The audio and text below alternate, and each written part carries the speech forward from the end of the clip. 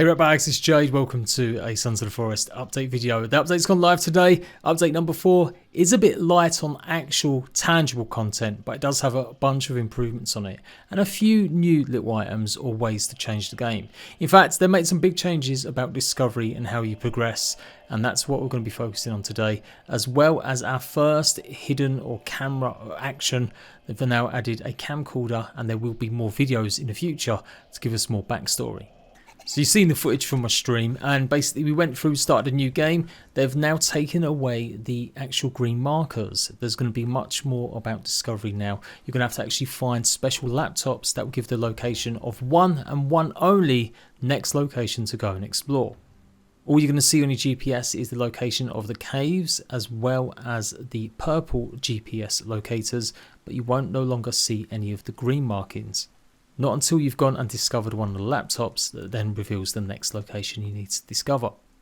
So obviously this isn't going to be much good for players that have already completed and put a significant amount of time into the game, but for newer players or players that haven't really got too far, this will hopefully give them a little bit more to explore and do at their own pace before finally getting a location. But you saw the laptop there, that's it. They're going to be hidden in different places, caves, as well as some of the bunkers.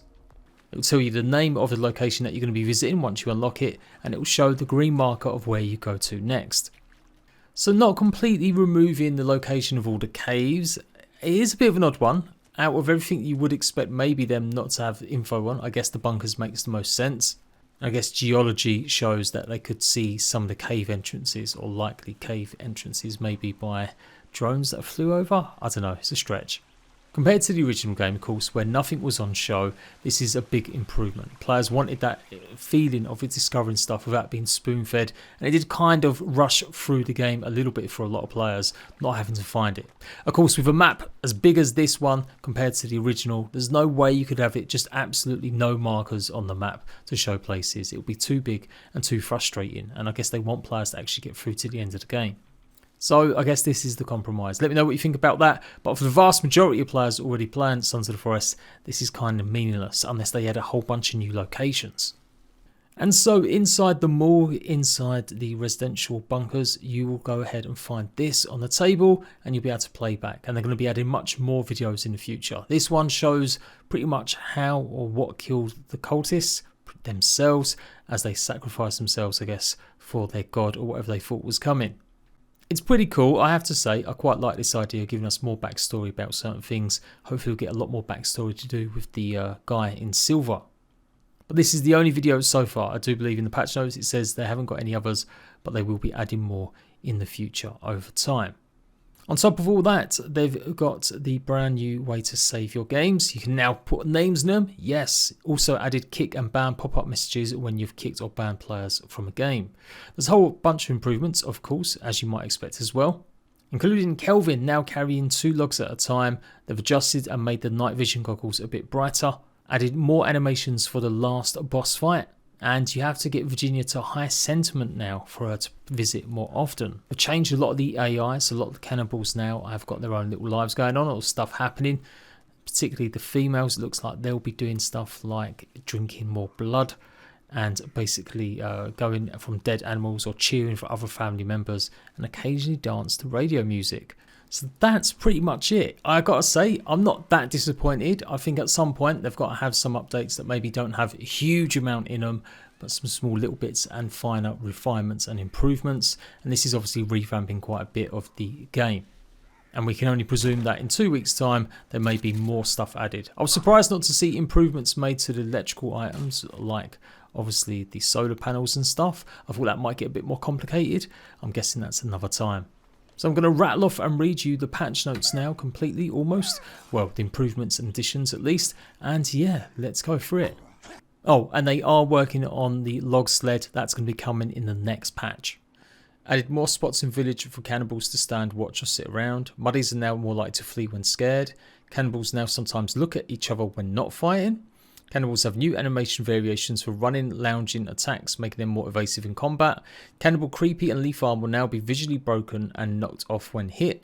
Female cannibals will now drink blood from village troughs or from dead animals, cheer for other family members, and occasionally dance to radio music. Why can't the males do that? Male cannibals will now sometimes bash dead bodies of enemies. Skinned small animals will now have skin visuals, specifically the rabbit, squirrel, eagle, duck, seagull, land turtle.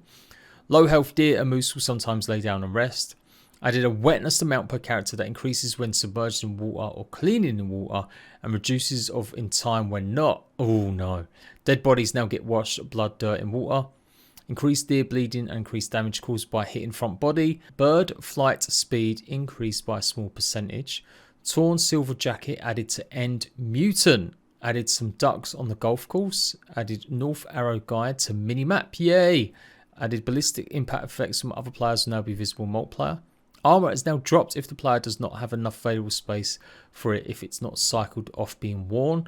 Grenades and bombs will now play a water explosion effect when thrown in water. Dead cultist clothing is now bloody. Added more flower wreaths on some dead cultists. Added new binder prop to security rooms. Improved some of the lighting in bunker residential. Improved armor rack LOD. Added binoculars, night vision goggles, wire and light bulbs to quick select slots. 3D printer readout should now update more accurately now. Full log E scaled down to 65% size. Some fixes for open edge on cliff above golf course. New lake added to golf course. Kelvin can now finish building shells. Set up LODs for logs in storage holders. GPS map updated to include all current ponds and lakes. Remove location pins from opening cutscene laptop screen. You get the idea. A whole bunch of fixes. Okay, well, let's jump into it. So there we go, back to my talkover voice. Yeah, as you would expect, in most of the bunkers now, towards some point, you will find one of these, and this will be the location. What I did find was that it will reveal the next green circle, and once you've completed that bunker, that green circle does disappear. So you are going to have to make sure you put some sort of markers down if you're a new player, haven't got used to the map or where stuff is yet, just so that you remember to come back here in case you didn't clear it all out completely, or maybe there was some few bits, or you just want to come back and save scum and see if there's any more items you can pick up. Is a bit of an issue, a nasty one at that, with overspawning of the mutants. I know this has happened before in the caves. I went and checked out, I was trying to find the first one that would give me the location of the first maybe laptop, and there were like, I don't know, 10, 12 of the fingers and a whole bunch of these guys, and they seemingly weren't stopping spawning either. I had to actually go inside the cave to actually be safe and get away from them. So I'm probably going to get around to doing a guide on all of the laptop locations and I guess the progression now, exactly what way you're meant to complete the game.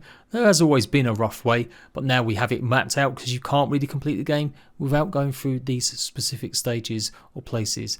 And for brand new players that won't be looking up guides and stuff, then they have to follow a certain path now, more or less, otherwise they may not actually come across some of these places or locations.